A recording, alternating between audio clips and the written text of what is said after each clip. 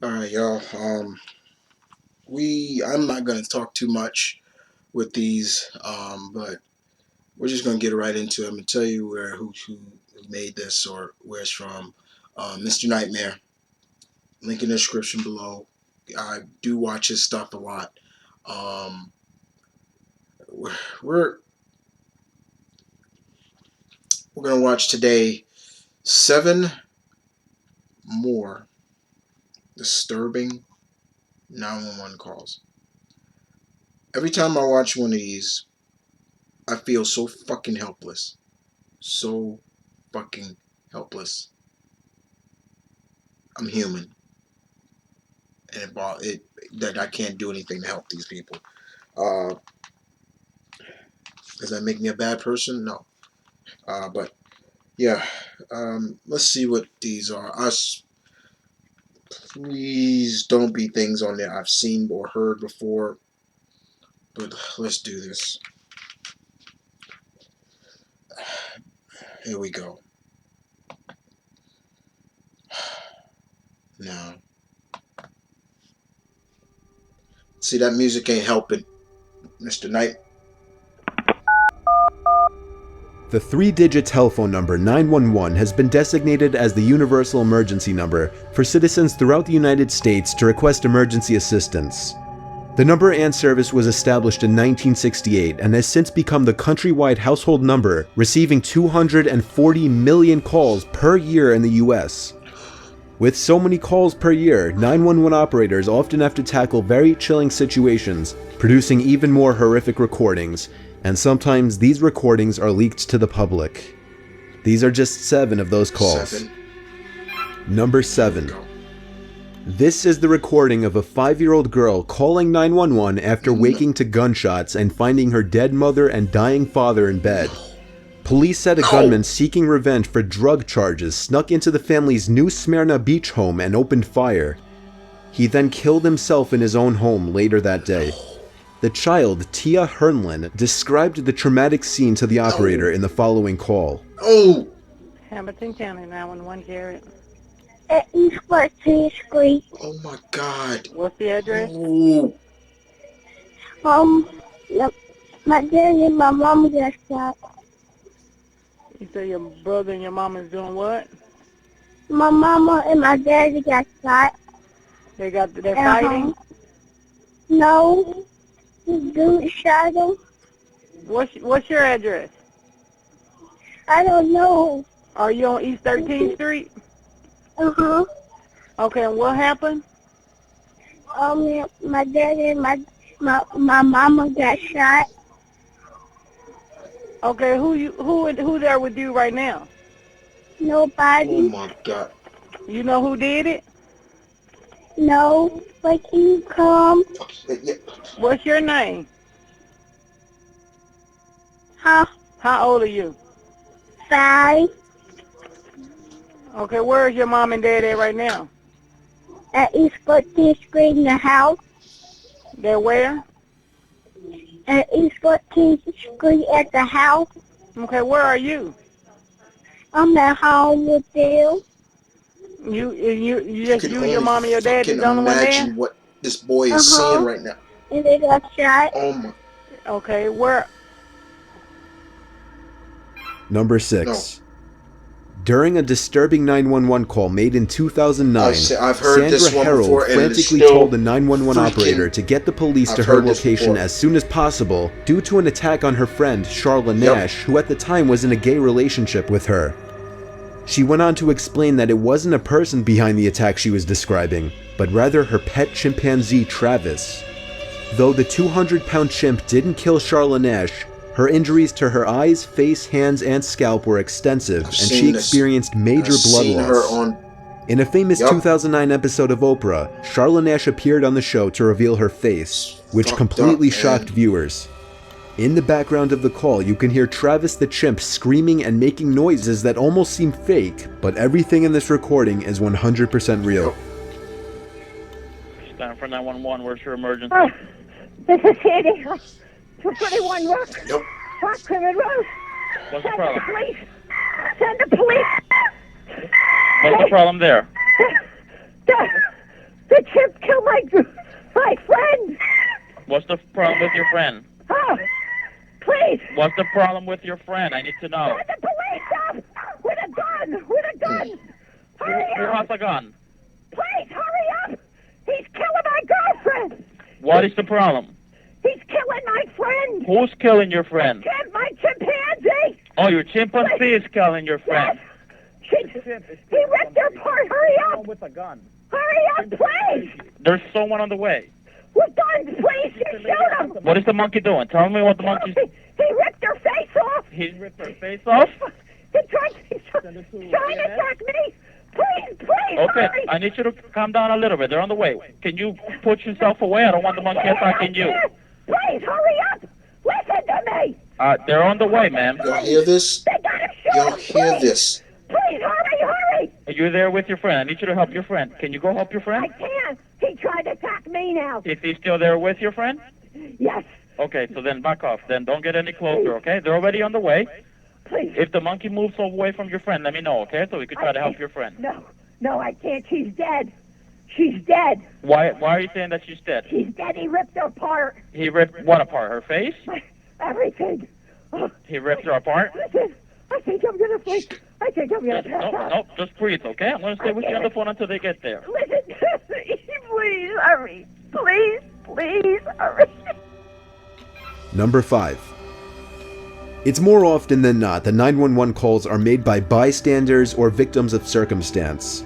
But there is sometimes that rare occurrence when the person who is calling is also the one carrying out the unthinkable act.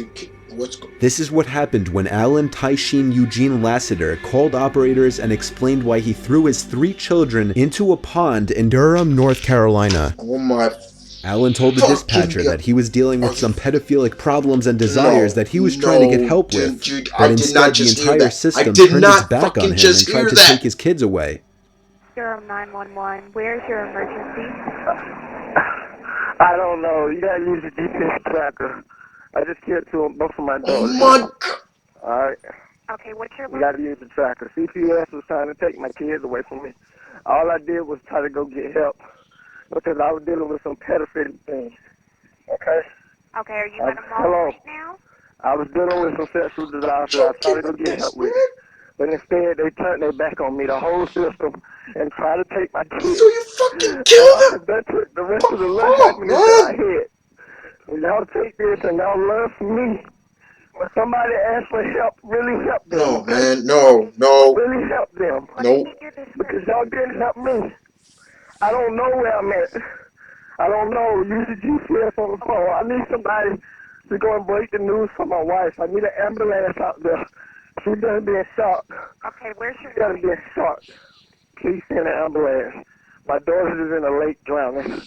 Both of my young daughters, 5 and 3 years old. What lake? It's fucking babies, His man. 7-year-old son was able to get away, and his God. 5-year-old daughter was rescued by cops. But his 3-year-old daughter later died from her injuries. Oh my God. Number 4.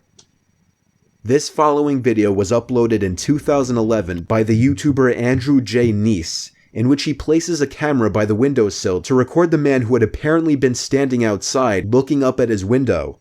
His phone call to the police is also recorded in full, which wouldn't be as chilling if it weren't for the fact that we could actually see the disturbing sight that Andrew describes. Hi, yeah, I'm there's this guy just like standing outside my window, and he's just like looking up at the window. He's been there for about 30 minutes now, and that's fucking creepy right there, man. Yeah, no, he's just male, staring. maybe about, I don't know, maybe about 30, I guess. I can't tell. Yeah. It's in alley. That's fucking My address creepy, is yo. Street. Yeah. Yeah, and he's just yeah, he's been there for like 30 minutes and no. I don't know what to do. It's 2:49. He's doing it. And What this guy's the been fuck? out for like an hour now, and the cops still haven't showed up. So I just called again. So I guess we'll wait and see if they show this time. I'm gonna record this and keep a record as, I guess, video evidence, because cops never showed up, and this is getting really unsettling. That's fucking creepy right Number there. 3. The following recording is of a frantic 911 call made seconds before a California family's fatal crash crossing an intersection. The 911 call captured the family's last moments before they were struck in the intersection that they were approaching against their will in August of 2009. Chris Lestrela can be heard saying that there's no brakes and that we're going 120 miles per hour. After uttering the word pray, a woman screams and the call abruptly ends. Apparently, the gas pedal was stuck and the brakes were out in their Toyota, leaving them completely out of control to slow down or stop the car. The crash claimed the lives of everybody in the car: Chris Lestrela, his brother Mark Saylor, Saylor's wife Cleofe, and the couple's 13-year-old daughter Mahala. It's fucked up, man. 911 emergency, what are you reporting? Yeah, we're in a Lexus. I'm sorry, your cell phone's cutting out. We're going north 125, Mm-hmm. and our accelerator's stuck. I'm sorry? Our accelerator's stuck. We're on 125 and we're in break. Okay, northbound 125, where are you passing? We are passing, where are we passing? We're going 120, Mission Gorge. We're in trouble. We can't, there's no brakes. Okay. Gorge, end freeway, half mile. Okay, and you don't have the ability to, like, turn the vehicle off or anything? We're approaching an intersection. We're approaching an intersection. Okay. We're approaching intersection. Hold on. Pray. Okay. Oh, shoot. Oh. Okay. Hello? Number 2.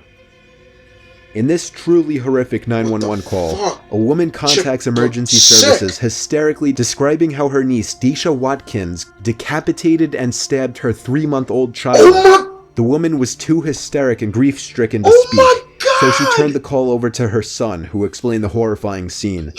The son refused to go into the kitchen, explaining that Watkins' whereabouts were unknown. Cops later found the 20-year-old mother sleeping and covered in blood.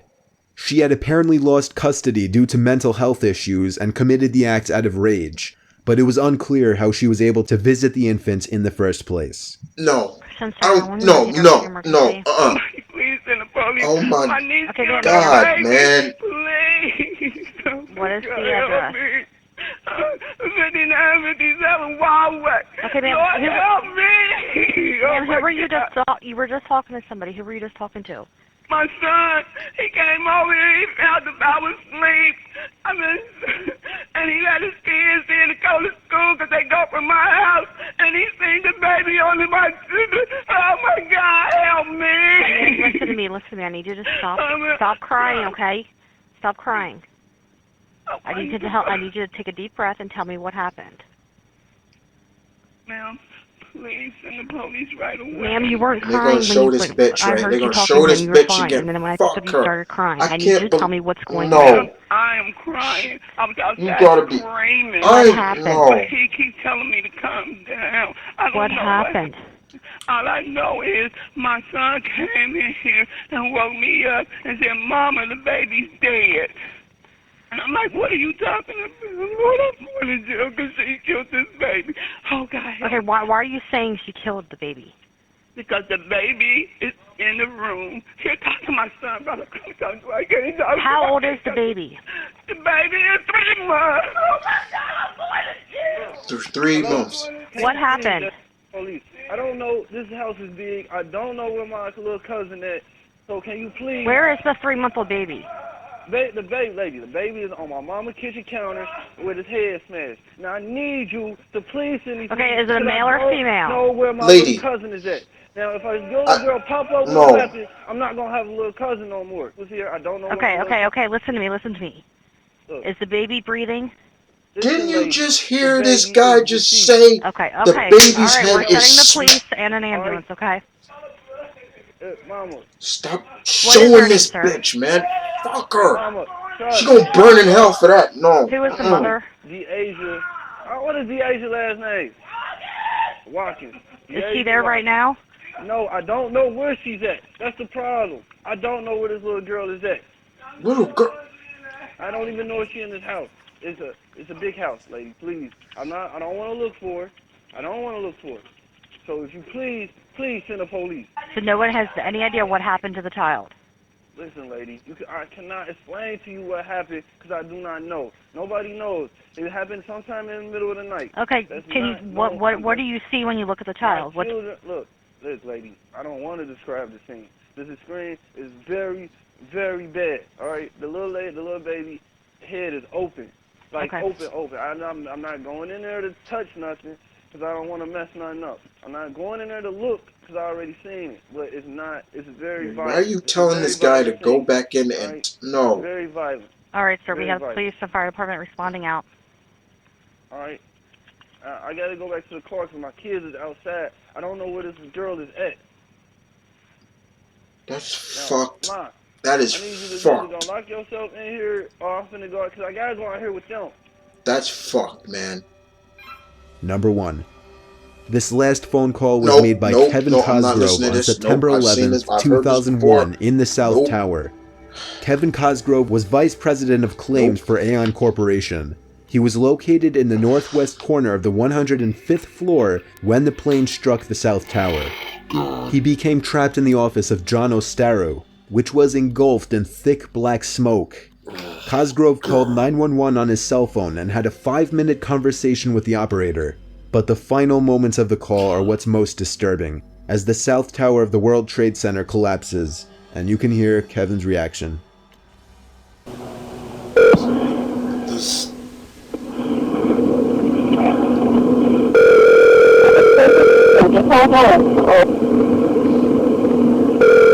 Fire department 408. This is 15. Let me talk to the caller, TB. 1597. Let me talk to the caller. Where is he? He's on the line. Let me talk to him. Where's the fire, sir? There's smoke. Right there. 105, 2 Tower. All right, sit tight. We'll get to you as soon as we can. There's some staying up. The smoke's really bad, man. That's all we need. That's all we can do. Where are you? What floor are you guys up to? We're getting there. We're getting there. Doesn't feel like it, man. I got young kids. I understand that, sir. We're on the way. He's on the 105th floor, the northwest corner. Yeah, no problem. Little operator? Yeah. Come on, man. Okay, we have everything, sir. I know you do, but it doesn't seem like it. You got lots of people up here. I understand. I know you got a lot in the building, but we're up on the top. Smoke rises, it's really big. We're on the floor, we're in a window. And then I had to barely breathe now. Can't see. Okay. Just try to hang in there. I'm going to stay with you. You say you're in an air-conditioned building. My wife thinks I'm all right. I called her and said I was leaving the building. I was fine, and bang. We're looking at the financial center. 3 of us, 2 broken windows. Oh, God! Damn it, man. Message number 100.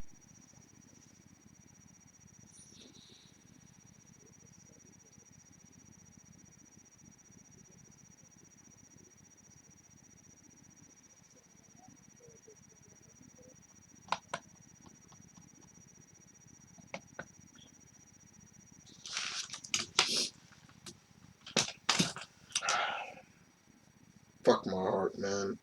Fuck my heart.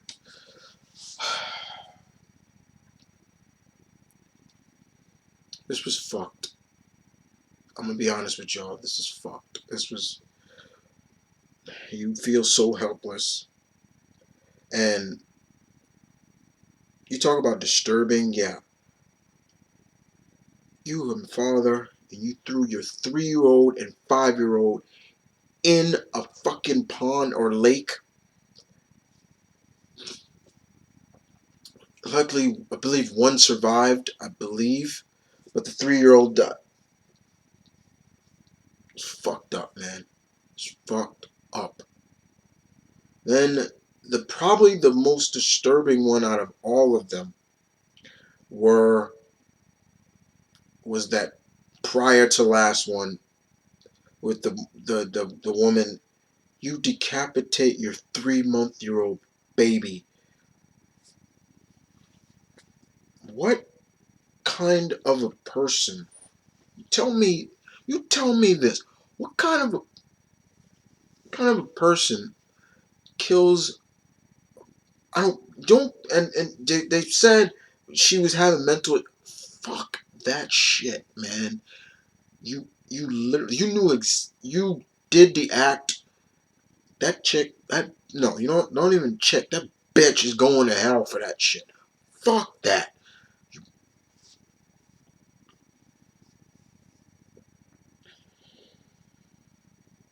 No, man. And the operator ain't helping either. She was not helping. You telling this woman this woman telling this guy to describe this.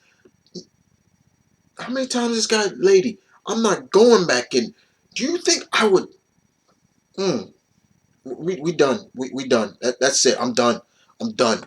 I'm done for now. That's it, y'all. This was fucked. This was seriously fucked. I am seriously done. I can't take no more. I'm done. I'm done, y'all. I'm sorry. I'm done. Nope.